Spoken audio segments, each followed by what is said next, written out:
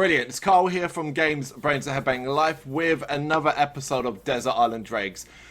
This is where our illustrious guests are off to a desert island, having had enough of the world, which is incredible timing, really, to live out the remaining years. I promise you, this was not in response to what's going on. We came up with this idea 2 months ago, and it just so happens the world went to hell. However, to ensure boredom doesn't set in, you're taking a few things with you. Namely, 3 horror movies, 3 records, and what would normally be 3 games, but you guys aren't gamers, right? Sadly not. No? Yeah, guilty, sorry. That's cool. We swap it out for books. It's another thing we cover too, which is fantastic. So it's my pleasure to introduce Beggar from London. That's it. Hello. Hey, man. Guys, how are you all doing? We're good. We're not sick.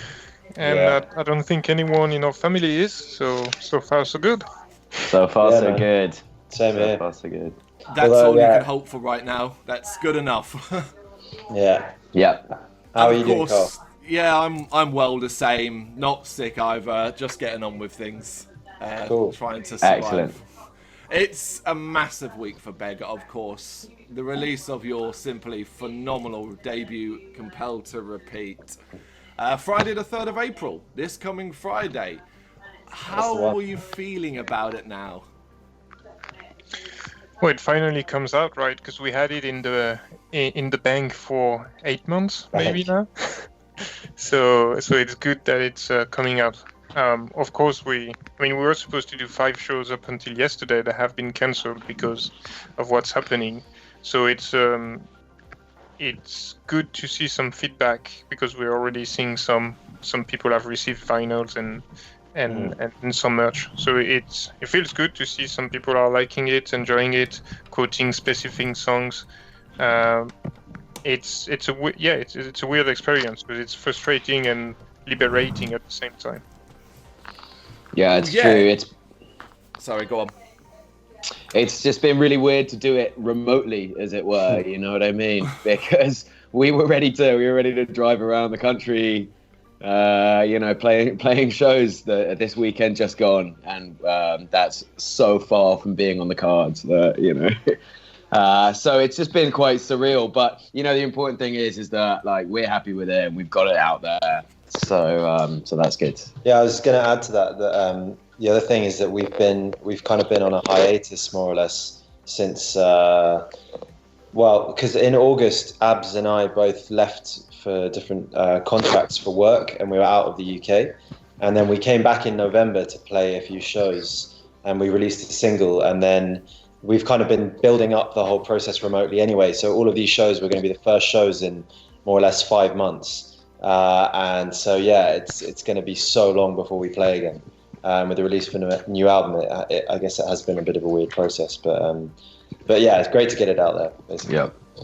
Yep. From the feedback you have received so far, I mean, obviously it's not available to the general public, but are you satisfied with what people are saying? Do you think people are getting it? For sure. Yeah. Yeah. I mean, it's been positive. They're just starting to trickle in at the moment, and it sounds like people are liking the sound and they're liking the overall like shape of the record. You know what I mean? The overall package, and people are starting to like have a look at the lyrics sheet and stuff like that. So it couldn't be happier. Yeah, and it's weird because I guess we've always wanted to write it's a mixture of genres, the album, and we've always consciously kept that because Bert is like a grind machine and has got some amazing blasts, and Charlie's vocals are really varied, and then Abs is like a classic rock guitarist, and it's just it's really nice that it's kind of worked as a mishmash of stuff, at least as far as we can tell from what other people have said. So that's really cool. Yeah, there's no pigeonholing you guys. Everybody needs to, I feel, sometimes, particularly in the sort of rock and metal world, to jam you into a genre just to make it easier sometimes. Yeah. But with you guys, I think it's as simple as going, it's heavy metal. You have to do the rest yourself. Yeah. That's cool. And I get the same feedback from people. I don't know if it's the same with you guys, but My friends who typically listen to extreme metal will find some songs they like and are really big fan of, and there are different songs from people coming from a different genre. So it's good to see the variety of liking within the album. Okay, so you think you're getting a bit more crossover appeal, at least within the metal world, I guess. I hope so, yeah. I hope so. I mean, that kind of thing can go either way, right? Like, if it's not brutal enough, people who like brutal stuff are going to tell you. Right? But I don't know. We'll see. It's still so early, I think, that we'll see. I'm sure there's room for lots of people that hate it too. Yeah, the weeks after the release is a better time to gauge the overall opinion. But then you're not going to have that whole live reaction that you initially had. It's going to be completely based on what people are saying online. Is that something that you're quite conscious of and maybe a bit obsessive about, in the sense that you're checking the comments and you're reading the reviews constantly? Try not to. Yeah, there's a bit of both, I think, because for us it's the worst scenario, because we're supposed to play gigs live, and as you said, we can't do that, and so we have to increase what we do online to make sure that people are aware that we're releasing this. But in the meantime, every single band is increasing the content they have online because nobody can tour. So we're in the middle of this overwhelming flow of new music and information and short and long videos from bands. So it's gonna be hard to be the band that can have their head out of the water on this. But as long as we get some reaction, good or bad, I'm looking forward to bad reactions because you don't get as many usually people when they don't like your stuff, they don't bother commenting, which is fair enough. True. So I'm hoping we'll get some negative or some stinkers. Some bit of haters. But it's true that, like, with this whole lockdown, that like every single band that I like or follow or whatever has been doing, like all the guitarists are playing guitar videos. They're all talking about like what they cook. Everyone's doing like, here's my live set streamed, like all of this stuff, and it's like, fucking hell, what can you do to so you may as well, I don't know, in a way I'm just kind of like, well, we'll release the album and then here's the album. Here's an album, I don't know, take it, leave it. So the best we can come up with, really. I completely understand. At the best of times, it's very hard to make an impact online with the amount of stuff coming at you through YouTube and social media and stuff like that. And you're absolutely right. What hope do you have when the likes of Devin Townsend is sitting at home doing the quarantine project and stuff? Nothing, basically. Zero, Yeah, we thought about doing something remotely in the likes of that, but what we're doing today is probably the best we could do. I don't have a drum kit at home. I have a pair of sticks and a silent pad, so that wouldn't get us too far, I think. So we're also very limited in terms of what could be the outputs music-wise.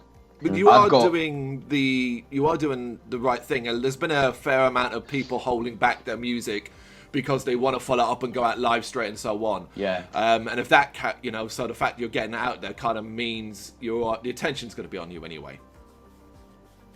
Just to put it out there, I think it's important right now. Right, guys, let's get started then. Are we doing one each? Is this the idea? Yeah.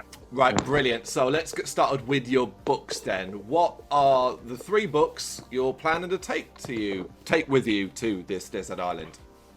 All right, who's going first? I'll go first. Cool. So my book would be basically, it's called, it's a shame, right? Because the book was turned into a really shit film. But it's such a brilliant book. It's called Revolutionary Road. Okay. And it was a film that Leonardo DiCaprio and Kate Winslet like had their sort of rekindled screen romance in. But the book is written by a guy called Richard Yates, and it was published in 1961. And he was a really miserable, very obsessive post-war American author who his whole kind of literary raison d'etre was to write about loneliness and to really convey what loneliness is. And I think he did it perfectly with this book. And basically, it's a book that tells the story of a young couple who live outside of New York in some suburban dream world. where they have a lovely house and there are all these big, wide American streets, and everyone has a refrigerator. But basically, they don't know how to really tell each other how they're feeling. So it's a story of this broken relationship in a world that's forcing them to be perfect young darlings and upstarts after the war. And Frank has this lovely job, and April is this beautiful housewife, and it's meant to be this. It's just set out to be a story of perfect romance, and it ends up being just the most tragic, harrowing book in many ways, because it's so simple and it's so universal, and it's the story of probably so many people's lives, and it's written with such a seamless ease that I don't know, I always come back to it, and I read it quite a lot because you can just blast through it, and it's just so profoundly beautiful and sad. That's why I choose that one. Yeah. Sounds good, dude. Yeah, it's a great book. Where did you first come across it? So I think I first read it when I was at university, I think. Maybe not before, but I can't actually remember. I can't remember the first time I read it. But yeah, it just stuck with me ever since. And all of Richard Yates's books are in a similar vein. They're very particular, and they will try and tackle the same theme. But that's for me the one.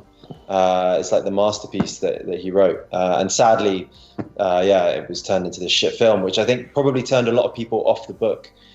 Because people, when a film popularizes a book and then people just settle with what they get on screen, and then they wouldn't necessarily delve deeper into the literature behind it. But this book, it really deserves to be read because it's cool.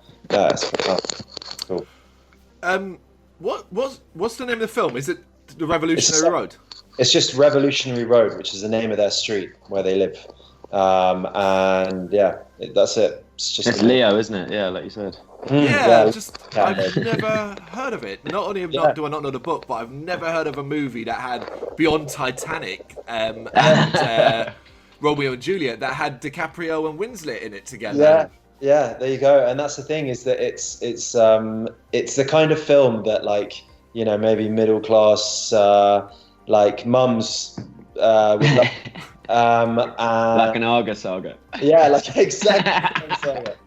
But it's also the kind of book that maybe they would love too. But I don't know why it just really touches my heartstrings. So cool. Yeah, there you go, man. Brilliant. That's mine. Yeah. Okay, cool. Go on, and you two. Which one? All right. You go, Charlie. Yeah. All right, sweet. I'm gonna pick David Foster Wallace's The Pale King.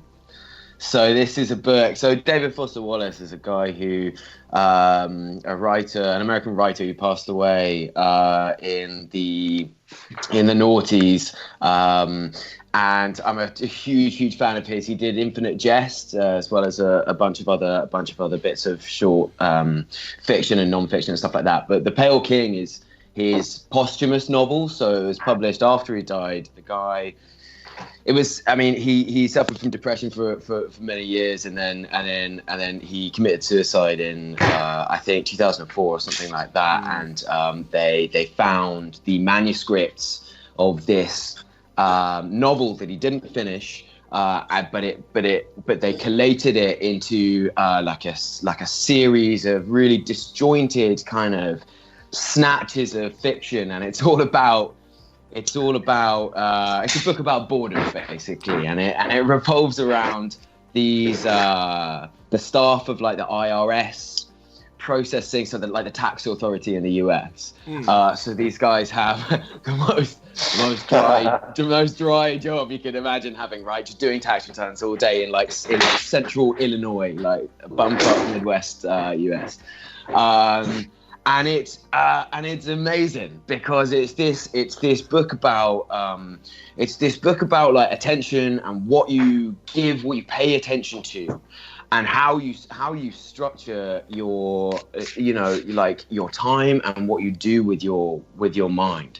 And some of it's one of those books a bit like Moby Dick's guilty of doing this. It's one of those ones that consciously on purpose makes some passages as boring as possible, and it's just amazing if you can get through these swathes of. But then he'll hide like a little he'll hide like a little ghost in like a little nugget of something crazy halfway through this swathe of text just about people doing tax exams and stuff like that.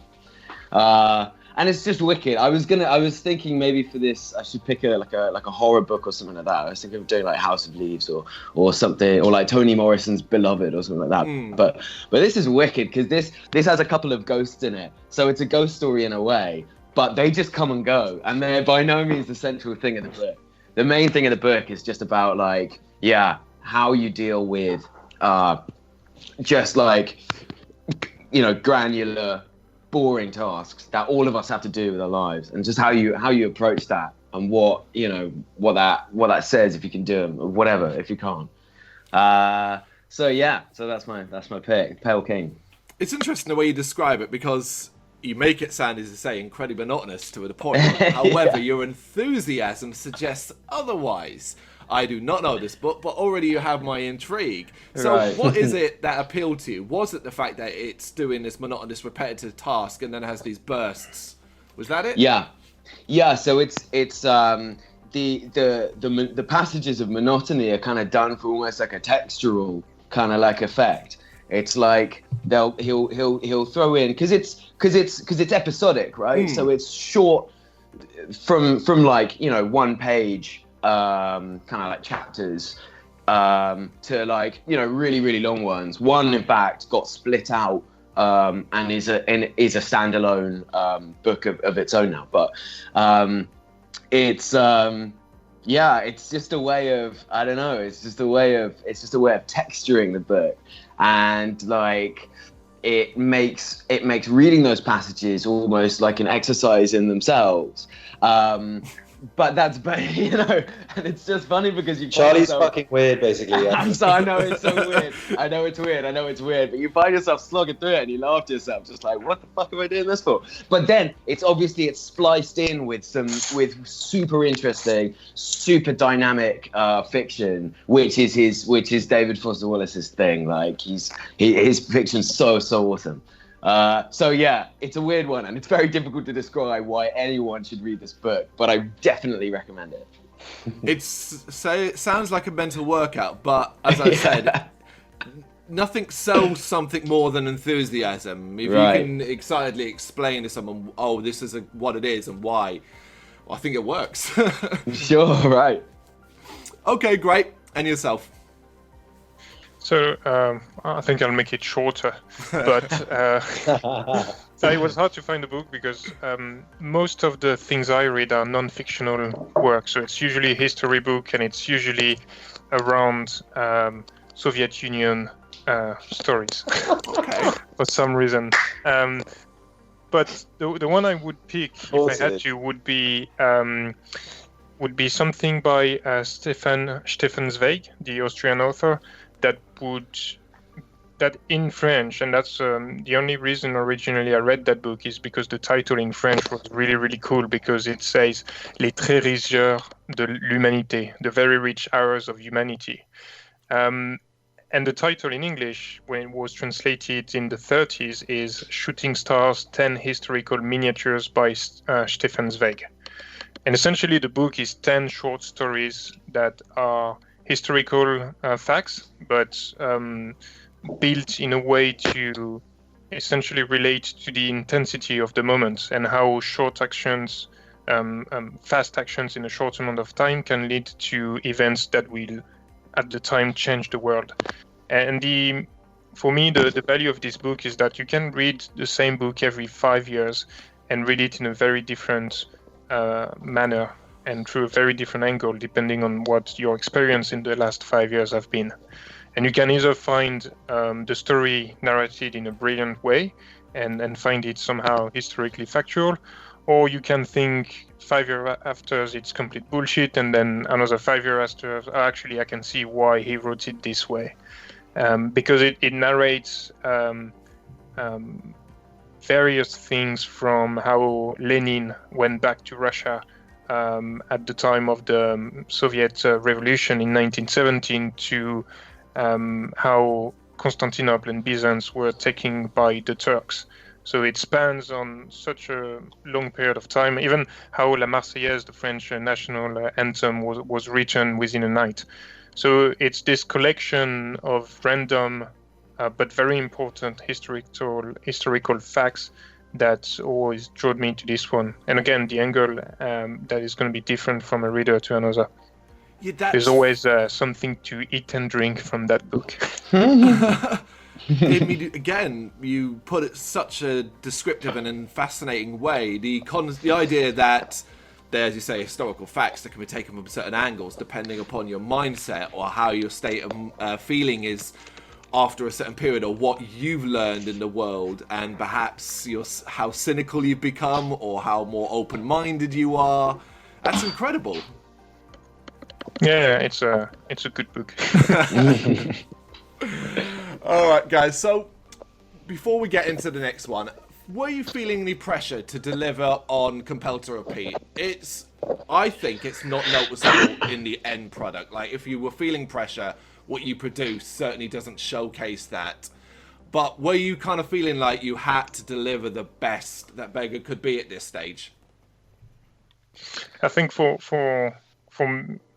you can think about it as songs and as the bands and what the output of the band is going to be, and then you obviously think about what you're going to do as a musician as well. And I think for me, it's always been not a struggle, but trying to cast a balance between what is cool from a drummer perspective and what you enjoy to do versus what serves the song and what's going to make the song more compact and powerful. And so for this one, we spend a lot of time trying to fine-tune this balance between, okay, this is good, and this is even more technical or fast or brutal or whatever, that with having the songs. And I think we found... So, of course, when you listen to it, I don't know if you guys feel the same, but every time I listen to the album, I always hear the slight mistakes or the stuff we could have done better, of course. But I feel like the balance, I'm happy with the balance we have between these. So for me, the pressure was to not show off and do something that's meaningful from a song's perspective. But I don't think we ever felt a pressure to go into one direction versus another one. Yeah, I was going to say we had quite a few songs like basically done by a long time before we went to studio. A long time before that, we've been playing some of the songs for a very long time now, and we knew that we wanted to wait to do a full length. And yeah, so a bunch of them they came together quite organically over a long period of time, and then we spent quite a while towards. There are a few songs at the end, just before we recorded, that we were quite like rushing to get together. I think more so than the other set. But somehow in the actual in the process of recording with Wayne, it turned out to be pretty seamless, and they all form part of a whole. I think more or less. Yeah.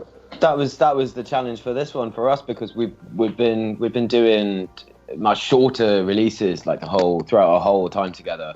So the challenge here was to do something that works over the course of its whole runtime. You know what I mean? And that has a kind of like narrative of its own, you could say. You know what I mean? Just in terms of how the sounds, just how the whole thing sits together. So that was a new thing for us, because it's a different thing to doing, the kind of 3 or 4 track EPs that we've been burping out into the world, up until now. But yeah. Okay. Well, you already sort of mentioned a narrative. While there clearly isn't one per se in the album, you talk a lot about how daily compulsions and repetitive behaviors and things like that is a kind of theme behind it. Is this something you as individuals are aware of your own sort of shortcomings or compulsions in that regard? For sure. I mean, yeah, without getting too personal, because I think it applies to, be surprised if it doesn't apply to everyone in some way, right? Because, just to exist, we're compelled to act in certain ways. Whether it's behavior that you inherit or get from your peers, behaviors that you're forced into to make a living, or like, you know, on a really broad, like, kind of like cultural or political level, whether you feel that you might be of the opinion that like the rise in like the resurgence of the far right and in like nostalgic British kind of jingoistic stuff is kind of repeating on us like a bad meal at the moment. Yeah. So yeah, I don't know. Well, it's almost something that's instilled at a very, very young age when you're being brought up by your parents and so on. Right. Everybody talks about getting a child on a schedule, right? So it's instilled from very, very young. Sure. Sure, but it's good for you, right? I mean, yeah, schedule. Everyone needs a bit of routine. I'd be like a jellyfish if I didn't have that. So it's good. No, I get that. If there was one thing then about your own compulsions that you could change with a click of a fingers and remove it, so to speak, what would it be? Ooh. Procrastination. Procrastination. There's so many things I would have done if I wasn't so lazy. But it takes time to do nothing, you know. It can take a massive amount of effort. It's important. It takes a long old time. I think for me, yeah, just a bit. I think that I don't know. I often have this problem where I get like, if I start a book or if I, you know, start a project or if I whatever, I can't finish it. Like it's so frustrating, and I'm just like, fuck's sake, why didn't I finish that book? Why didn't I get to the end of that album and give it its quality? Why didn't I don't know, read the recipe or like read the fucking manual like my dad always taught me to, you know? Can't do that. I just need to lose the compulsion to stop obsessing over my spice drawer and stuff like that, and putting all my cumin seeds into one jar, all my ground cumin into another jar, and it's just, that's what gives me the most pleasure in life at the moment. Small pleasures, they make us human. Yeah. All right, gents, horror movies then. Who wants to get us started? I'll start, if that's cool. You can go in the same order. So, yeah, it was quite a difficult question for me, actually, because I don't actually watch really any horror, and I don't know why. It's not because I don't like it, but I've never really indulged in it. But the one horror film that's stuck with me, that I just can't get out of my head, is this film. It's a Belgian horror movie that's called, essentially the title is Calvaire, which means a nightmare in French. And I think it's like 2004, 2005. And it didn't ever really take off. People didn't really like it that much, as far as I can tell from reviews. Because when we were prepping for this, I was thinking about it again, and I was like, what do people actually think about this film? And it's not been that favorably reviewed. But the story and the aesthetic is just so brutal. And it's basically this guy who's it's called Mark, and he's a traveling kind of chansonnier. Like, he goes around performing in old people's homes and in hospitals for, you know, people who can't go to shows or don't ever get entertainment. And it's kind of set in, I think it's like over New Year that he's traveling through this random part of Belgium near Liège, and he basically he's just done some really miserable show where and he comes out the back of it, and his van starts breaking down. You know, he's in the woods. He finds this kind of like local innkeeper who puts him up for a night. But the innkeeper is this really lonely, like, strange guy who realizes that Mark is a singer, and he keeps telling Mark that his wife was a singer, but that she left him. I can't remember if she left him or if she died. But basically he gets really obsessed with this guy, Mark, and he's like, please, you need to sing for me. You need to be my entertainer. So Mark, like, as kind of the payment for his free stay in this place while his van's being fixed, so to speak, by Bartel, who's the owner, he says, yeah, sure. So he sings for him.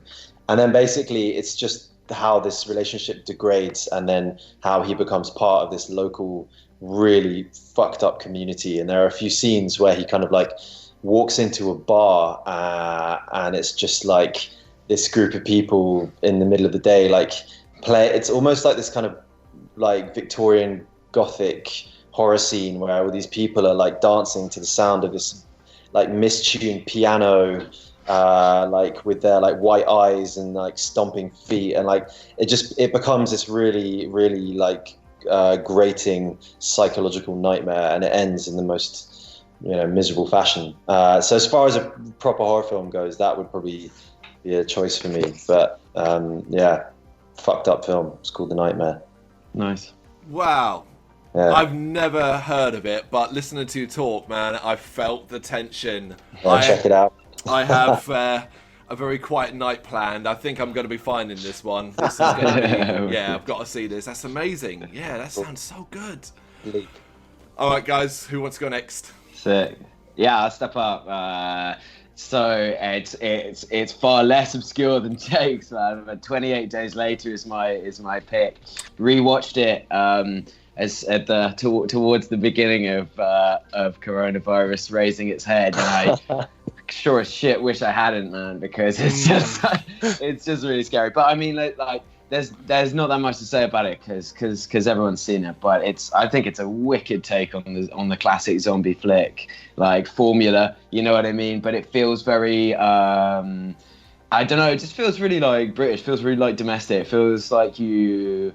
It brings it closer to home, because it's places like, we're all Londoners at the moment, so it's places that we like walk past every day, and then just to see those scenes play out in the news has been fucking terrifying and really surreal.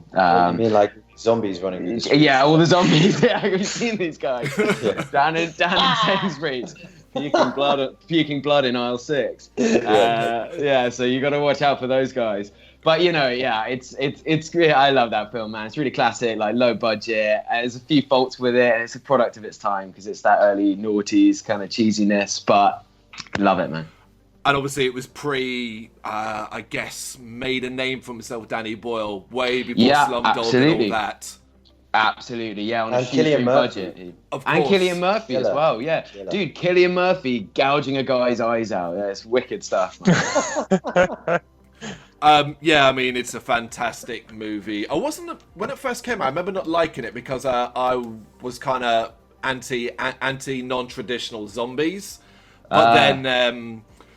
Because they're fast. They're not traditional zombies by any stretch, are they? Because they call them infected, and that's exactly what they're. Just seeing that word in the news so much is freaking me the hell out. And as you said, the fact that when you watch it, you will see locations if you're from London, whether that's it be them walking down the DLR track, and it's like, that's weird.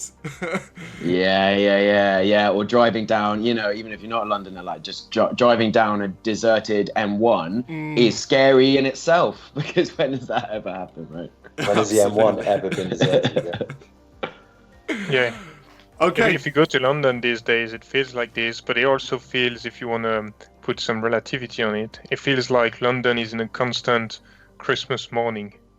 That's nice. That's the way I look at it. Yeah, my drive home this morning was mostly the North Circular through to the Blackwall Tunnel, and it's like a very early Saturday morning. Yeah, that's what it is. Yeah. Okay, it's nice. Yeah. Not complaining. Go on then. Right. So mine is not a movie actually, but a series. And I think it would be categorized as horror, but the twist is that there's no CGI, there's almost no blood. There is some, but it's really not based on the image in itself to impact some fear into the viewer. It's called Les Revenants in French, and it's called The Returned in English. And it's been a very popular series created in France that has been adapted in a shitty version in the US, but I think the French version was available overdubbed in the UK. And essentially, it's this village in the French Alps that sees people that were dead for some years coming back in the state they were when they died. So you have kids that were disappeared for 35 years coming back to their house and talking to their parents like if they left 2 hours ago.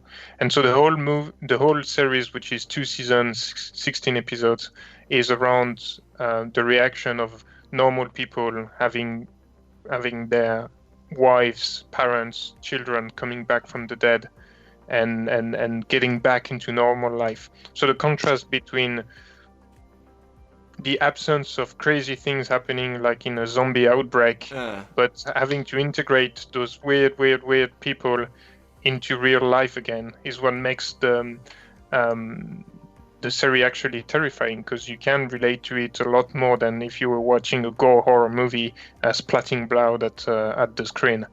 And for this one, I remember really being, distressed and feeling weird looking at this particular series, where I feel like it's easier to switch off the reality of blood that you may see on the screen. So I would really recommend to watch this one. It's a really good one, especially these days where everybody has time to binge some new stuff. The Return is a really good one. Cool. Is it on Netflix? Not sure where it is now. You said it was adapted into an American show as well, because it kind of rings a bell, but when I think of it, I, for some reason, see it as an American TV series. I'm wondering if I'm thinking if it's that. So I know the rights have been bought. Oh, Mogwai does the music on this. It's a really yeah. Cool. So I know the rights have been bought for a number of countries, and I know that in the US they did a remake of this one with new actors, but essentially the same story, but it wasn't as good, so I think they cancelled after the first season. But the Return, the original one, has been brought to many countries already, except instead of speaking French, they've been overdubbed in English or Italian or whatever. Such a shame.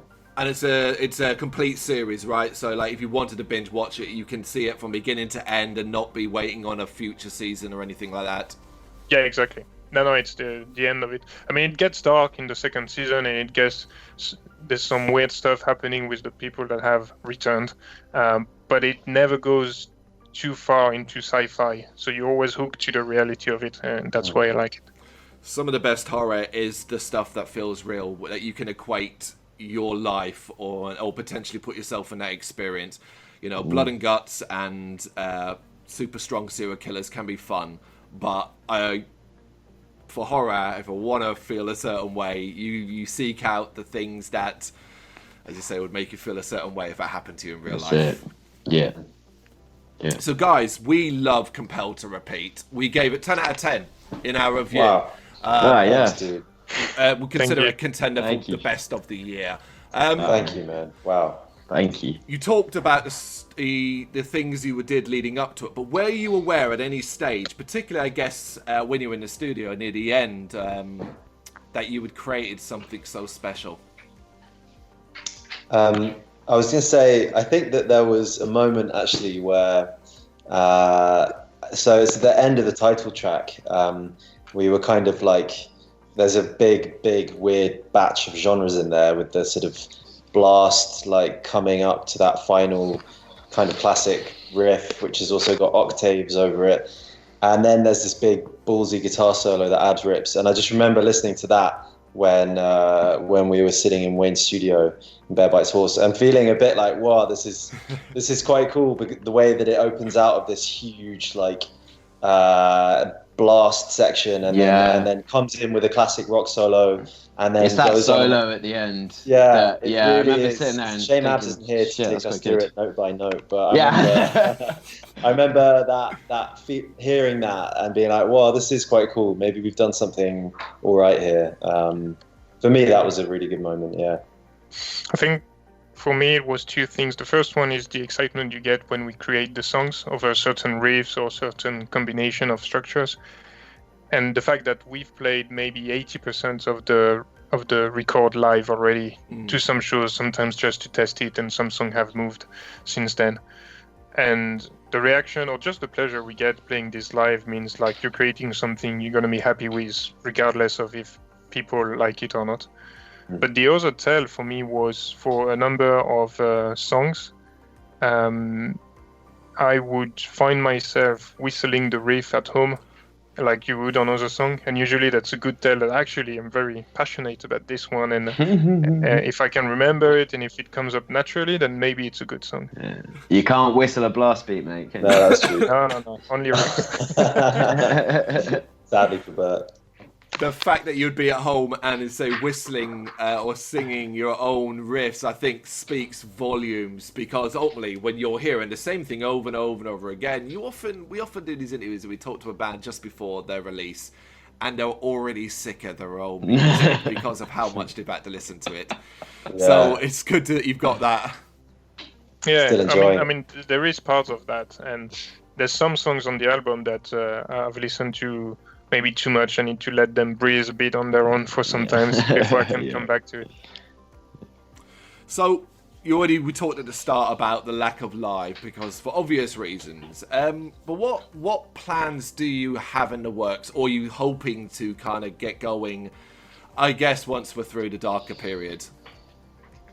We got a ton of plans. It's just which ones are gonna get shot out of the sky, right? But it depends how long everyone is at home for and how long these measures last. Because as it stands, over the rest of the summer, we've got a range of like fest stuff, from things like Stone Baked in Leeds to and like Fogfest in London and stuff like that, through to Obscene Extreme invited us out to play their kind of their kind of like festival of weird riffs, which was like a special kind of like a pre-party type thing where Author and Punisher and Deaf Kids and Conan were playing. So he just reached out the other day, so we're yet to see what's going to happen with that. We've got to go. We've got a couple of dates booked in November with Desert Storm, which was going to take us up to Scotland. Again, it's really tough to say. Yeah. And I think as well, the worry that I have a bit on the back of that is that, like, when things do normalize again, I think there'll probably be a period in which people are a lot more cautious, and like the gig that they might have just gone to, they're not going to go to at the beginning. Like, I think it might take a bit of time. Maybe I'm wrong. I hope I'm wrong, but to get things back in motion again. Yeah. At least from a gigging perspective, it worries me a little bit, but I don't know. I feel like, we've discussed for so many hours about what do we do for gigs, because we were supposed to have all these gigs last week, so we had extensive discussions. And we quickly realized that in the end, it's not up to us, even if we wanted to. And also from a personal stand, we don't want to be a band that says, no, we're going to play this gig because it's so important to us, when the whole world's going to shut down mode. So I feel like we'll do what is available to us, and there's nothing else we can really do at the moment. It sucks though for gigs promoters and a number of people working in the scene, because and venues, for us, we're releasing an album. It sucks because we were looking forward to play this show, but we're not the most severely hit by this. And so our hope is that next year, sometimes, or whenever this becomes open again, there will still be venues and promoters willing to do the work we're relying upon, because it might be a very different landscape when it comes to live music in 6 months. Yeah. And we're hoping there's going to be venues full stop. Yeah, that's the biggest concern, is saying there's so many, from the bands to promoters to venues and so on. But your mindset is in the right place. There's nothing you can do about this, and you're not alone. You are one of every band that's in a similar situation. Exactly. So if you can manage it the best you can. One thing I would hope, and again it's a hope, and we'll wait and see, which is actually when things normalise and hey, the first shows start getting booked, come to these venues. Hopefully it'll be less of fear, but more of a desperate rush that people just want to get out there to feel normal as much as anything else. Like a need, yeah. Yeah. I certainly need to just go and see a nice heavy gig. Same here, man. Tell me about it. Tell me about it. Yeah, we lost a load in a quick succession. Crystala, Red Method, Incineration Fest. Yeah, that was a big one. So... But it's the norm now, so you kind of just have to. Yeah, it's done, yeah. Guys, right, we're getting to the end then. Your 3 records. Who wants to get us started? Go on, Jake. Yeah, I'll do it. Right, so I was agonizing over this one for a while because I have lots of records that I'd like to take with me. But the one I'm going to choose is it's Oranssi Pazuzu, the Finnish psychedelic black metal band, and they have a record from 2016 called I guess you'd pronounce it Värhettelijä, maybe. That was great. Who knows? But basically, so the reason why I chose this one is because I've recently actually been reviewing their upcoming release, which is coming out quite soon in April, and I was going through their music again, and I just can't believe how they do what they do as a band, because in theory they're a black metal band, but they're actually, when you listen to all the elements of their sound, except for the black metal vocals, they are literally like a psych band, a prog band, a jam band, a folk band, they're a blues band. They're not a black metal band, and it's really fascinating because it's such powerful music, but the constitutive elements are so varied and so far from what they're, again, this whole label thing, like what do we label them as? We need to give them a name, we need to call them something. And basically I'm just so blown away by that album because it's just got so many different dynamic elements, like from these extremely simple riffs, 3-note riffs that just cycle for 2 or 3 minutes under really soft krautrock beats with these crazy synth soundscapes, which ordinarily, before listening to Oranssi Pazuzu, the idea of symphonic black metal made my skin crawl, and I really didn't like it, with the exception of maybe 1 or 2 albums or bands. But they've just made this idea of kind of big orchestral symphonic blackened heavy music something which I think is some of the coolest, most inventive progressive music around. And yeah, so that would be my pick. Värhettelijä by Oranssi Pazuzu.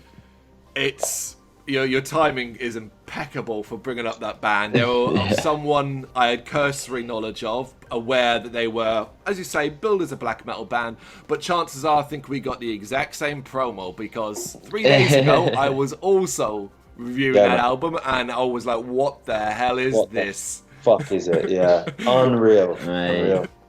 I love that band. New album, but that album is just. Tell us, please tell us.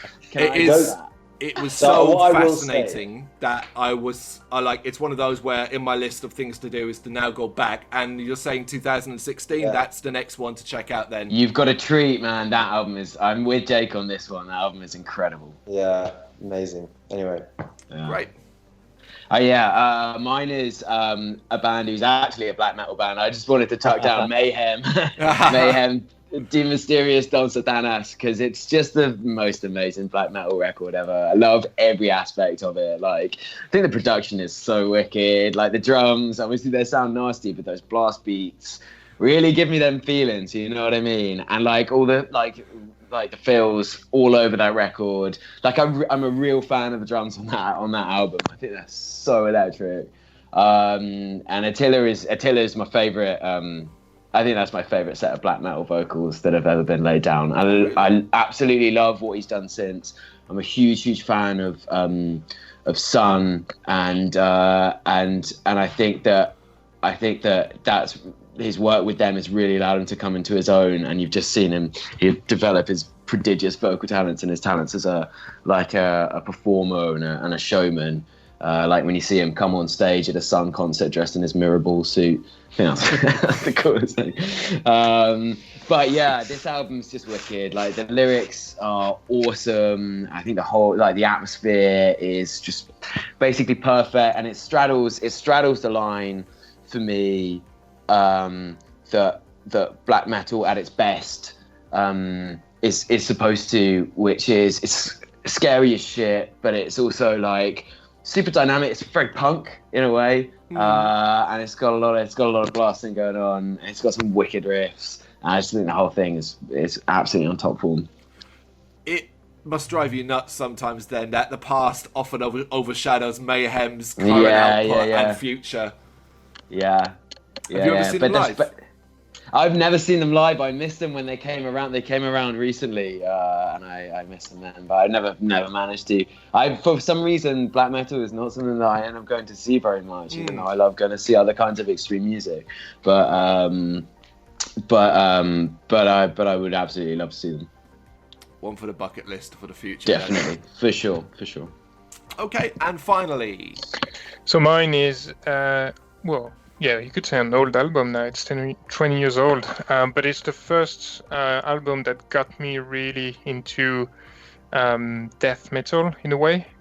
But it's Dying Fetus, Destroy the Opposition. So that was released in 2000, and it has some of my favorite songs because it's not really pure death metal. It's a crossover between a lot of hardcore riffs, almost catchy riffs, you could say.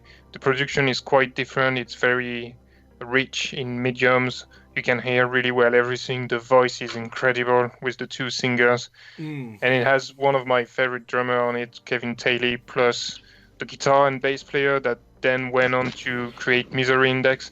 It's just this perfect storm of songs and rhythm and raw production. I remember listening to this one actually in early university. A friend of mine had that in his car. And I was like, what's this? It has blast, but it also has all the hardcore riff that I really liked at the time, which is most of what I was listening. So for me, even still when I listen to that today, it's an amazing album. I really like it. And live, it's always been one of my favorite bands to see live. So Dying Fetus, weird name, but great band and great songs. Great band. I don't think I've ever met anyone who would turn around and say that it was Dying Fetus that got them into death metal. It seems like a massive jump. But the album you've chosen, as you say, that it's got that slight crossover. If you were already into the hardcore scene, perfect, really. Yeah, because for me, I listened to some Cannibal Corpse a bit before, but for me it was too hard to get in. And actually through the riff and some of the hardcore stuff they had, it was my way into the really blasty stuff. Perfect. Nice. All right, guys, before you go, I've got a couple more short questions for you, and then you can get on with your day, staying at home. What do you guys like to do when you're not making music? What's a fun thing for you to experience?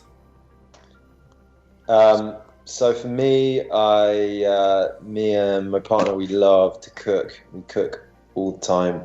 Every meal, we typically make something. It's not like we try to anyway when we can. And yeah, I think cooking is one of my biggest pleasures actually. It's because it's so creative. That's obviously a ridiculously banal thing to say, but it's such a creative act and it's so satisfying. And I think it was there's this really great quote from Pavarotti, the opera singer, who said one of the best things about being alive is the fact that you can eat 3 full meals a day. I mean, this is for people who have access to 3 full meals a day, right? Yeah. But it is just this unbelievable pleasure. So for me, it's got to be cooking. He can really cook as well. It's, as you say, it's banal in the sense that it's often what a lot of people say, but it's creative, as you say, and any way you can get a creative outlet is a good thing. Yeah, man, totally. I envy that because I feel like you could just give Jake some lemongrass and a couple of cashew nuts and he'll whip up something really amazing. And I need like instructions like by rote, you know what I mean? I need numbered lists, otherwise I can't make it happen. Indexes. Yeah. What's your thing, Charlie? My thing, I read a lot. Read a lot of books. Really love fiction and a bit of non-fiction, stuff like that. So I'm always reading something. At the moment, I'm on. This is gonna be a tough one to pronounce her name. Olga Tokarczuk, I think it is. Who's a Polish author who won the Nobel Prize for Literature recently, and she did one that was really awesome called Drive Your Plow Over the Bones of the Dead, which is about yeah, dude, it's awesome, man. It's a line from William Blake, and it's about this lady who lives in a really remote Polish village and is kind of losing the plot, and she loves William Blake and astrology, and it's fucking great. And this new one I've just started is called Flights, and it's about I think it's going to be a kind of a bit of like travel writing, but really poetic and quite abstract and stuff like that. So I'll tell you more when I've read it. Oh, brilliant. And for me, I would like to say that when I do outside of work is skiing, because I grew up in the Alps, and so I was skiing up until I was 20 many times. But this has reduced over the years because I can't go back to the Alps as much as I used to. So if I have to say realistically what I do outside of my day, at the moment I'm trying to learn Russian. That's taking me a number of hours per week. And it's really hard. Yeah, what a language to choose to learn. Incredibly complex and layered. Yeah. So yeah, I'm on this at the moment. Right, guys, finally, for everyone that's watching this, and basically you're in the same boat as many other bands, how can they help Beggar out? Going forward, what can they do to support you in regards to the new album release or what will come 6 months down the line? Because ultimately you are just about to get started. Normally the train would be off and rolling now, but you're going to be moving a lot slower. So what would you ask if you could? Just to come along for the ride, do you know what I mean? We want to recruit some friendly faces to get on board with what we're doing. Like, if people want to pick up a physical copy of the album, that would help us a tremendous amount. Because obviously, what with show cancellations, etc., and and everything that's going on, you know, sales take a dent. So if people wanted to pick up something physical, whether it's a T-shirt or a CD or a tape or a record, then that would be so sweet. And then, yeah, as I say, just come along for the ride with us. Yeah, I'd just add to that by saying, yeah, come for the live shows, but also, like, as an addendum to what Charlie's saying, like, because APF Records has, Andrew's done so much for us in terms of giving us a platform, investing in us, believing in the album, wanting to just put it out there, which we would be doing it independently right now if it wasn't for him. You know, just support a record label whose bands you like. Similarly, you know, because there's so many bands whose stuff you could buy or whatever, but if you have some kind of connection with a label, then just give them support too, because, like, as you say, it's everyone in the same boat. So exactly. Try and keep that spread out, that good love of music. So yeah. Brilliant. Guys, I'm leaving you. You're on this island now, the boat's sailing off. Enjoy your books, horror, and music. Guys, thank you very much for your time. I really appreciate it. Thanks very much to you, man. Thank you for the questions. I appreciate your time, Dan. Thank you very much for watching. You can check us out on gbhbl.com as well as on Facebook, Instagram, Twitter, and Tumblr. Go to Patreon and help us out over there. That's patreon.com/GBHBL, as well as Big Cartel, where you can find some of our merchandise.